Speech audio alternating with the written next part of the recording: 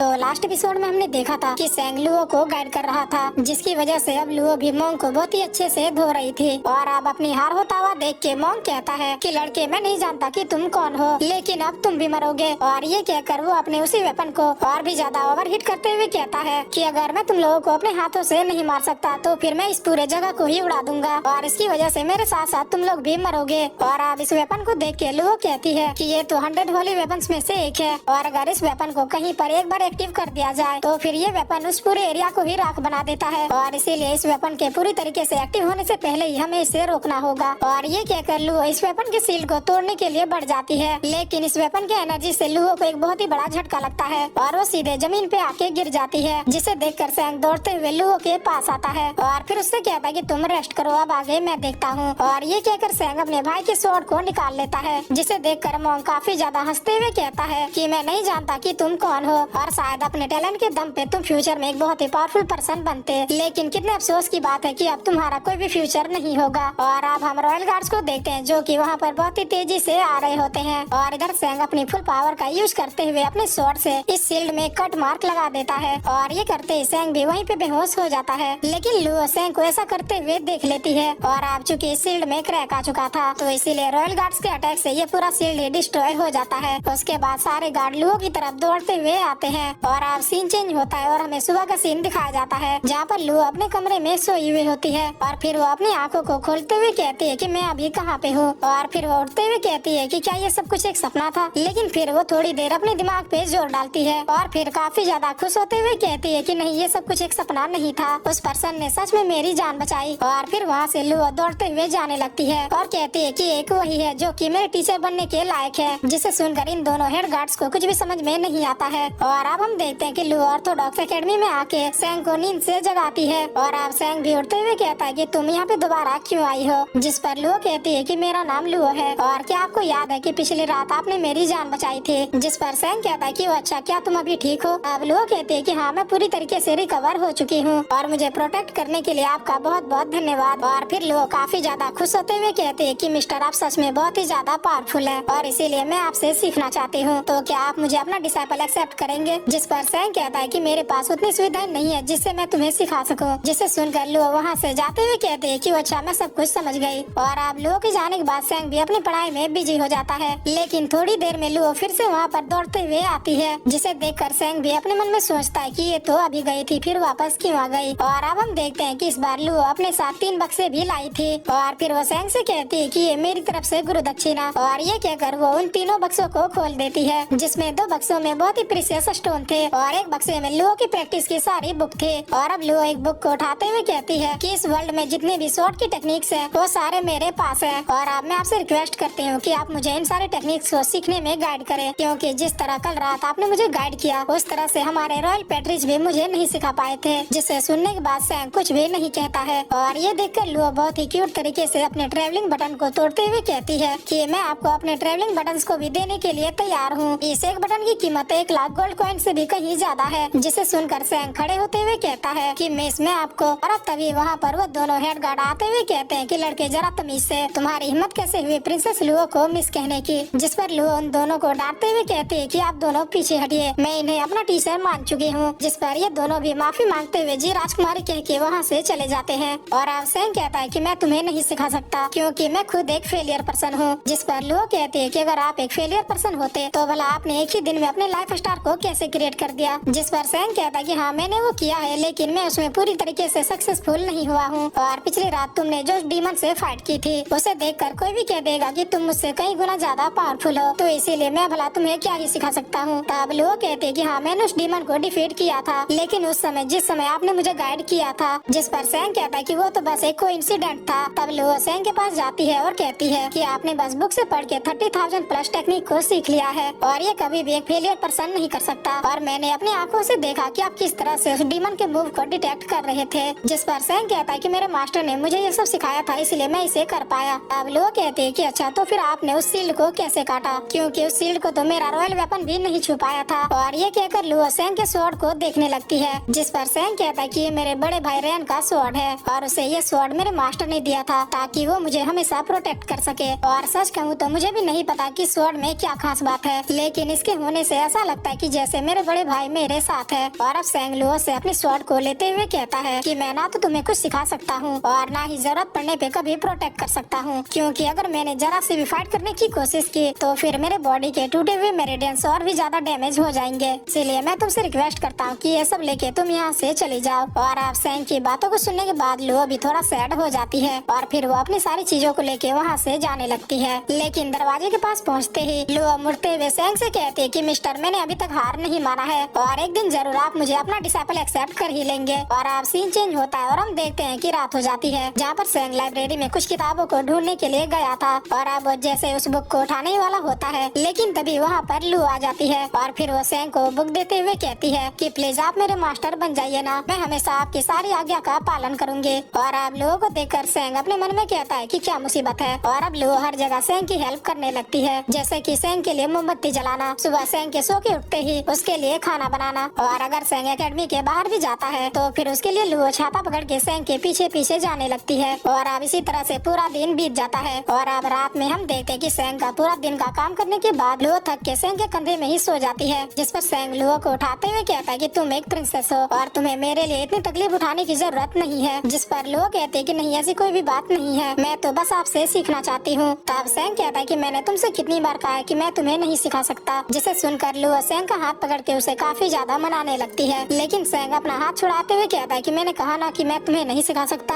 और फिर सेंग वहाँ से जाते हुए कहता है कि मैं एक शावर लेने जा रहा हूँ, इसीलिए प्लीज अब मुझे फॉलो मत करना। लेकिन यहाँ पर हमें लू का फेस देख के पता चल जाता है कि वो कुछ जरूर करेगी। और आप कुछ देर बाद हम देखते हैं कि सेंग आराम से एक शावर ले रहा था, लेकिन तभी उस रूम की दीवार तोड़ के लू वहाँ पर भी आ जाती है, जिसे देखकर सेंग अपने टब में डूब जाता है। और अब हम देखते हैं कि लू अपने साथ कई आदमियों को भी लेके आई हुई होती है, जो कि इस टूटे हुए दीवार में तुरंत एक गेट बना देते हैं। और आप लोग कहते हैं कि इस बाथिंग रूम में आने के लिए आपको पूरा एकेडमी घूम के आना पड़ता था, इसीलिए अब मैंने आपके कमरे से इस रूम को जोड़ दिया। और फिर लोग सेंग से कहते हैं कि अरे आप रुक क्यों गए, आप अपना कंटिन्यू करो, मुझे कोई भी प्रॉब्लम नहीं है। जिसे सुनकर सेंग कहता है कि देखो आसमान में लाल ड्रैगन। और आप सेंग की बात सुन के लुओ भी आसमान की तरफ देखने लगती है। और फिर वो कहते हैं कि मैंने लाल ड्रैगन के बारे में सुना तो था, लेकिन आज तक कभी देखा नहीं था। और इधर सेंग मौका देखते ही तुरंत अपना तौलिया लपेट लेता है और फिर बहुत ही फनी तरीके से वहाँ से भागने लगता है, जिसे देखकर लुओ कहते हैं कि रुक जाइए, आप ऐसे क्यों भाग रहे हैं। और अब हम देखते हैं कि सेंग बहुत ही तेजी से भागते हुए वहाँ से निकल रहा होता है, लेकिन तभी उसके सामने जनरल मेंशन की यंग लेडी की पर्सनल मेड आ जाती है, जो सेंग को इस हालत में देख के काफी ज्यादा एम्बेरस फील कर रही थी। और अब वहाँ पर सेंग के पीछे पीछे लुओ भी आ जाती है और फिर उस मेड के सामने कहते हैं कि मिस्टर, वहाँ पे तो कोई ड्रैगन नहीं था। और अब सेंग के साथ एक लड़की को देख के ये मेड कुछ और ही समझ लेती है और फिर वो सेंग के ऊपर गुस्सा करते हुए कहती है कि मैंने तुम जैसा बेशरम कहीं नहीं देखा। और फिर वो सेंग के मुंह पे एक लेटर मार के वहाँ से चली जाती है, जिस पर सेंग कहता है कि अरे रुक जा, तुम कुछ गलत समझ रही हो। और अब यहाँ पर लोगों को कुछ समझ में नहीं आता कि आखिर अभी अभी यहाँ पर क्या हुआ। और अब सेंग उस लेटर को खोल के देखता है, जिस पर लोग पूछते हैं कि मिस्टर ये क्या है। और अब लोगों की आवाज सुनते ही सेंग को रियलाइज होता है कि उसने अभी तक कपड़े नहीं पहने हैं। और फिर सेंग बहुत ही तेजी से वहाँ से भागने लगता है, जिस पर लोग कहते हैं कि अरे अब भाग क्यों रहे हैं, आपको कुछ चाहिए तो मुझे बताइए। और अब सीन चेंज होता है और हम टैंक 36 को देखते हैं, जहाँ पर सेंग भी थोड़ी देर में भागते हुए आता है। और अब सेंग को इस हालत में देखकर टैंक की आंखें खुली की खुली रह जाती है।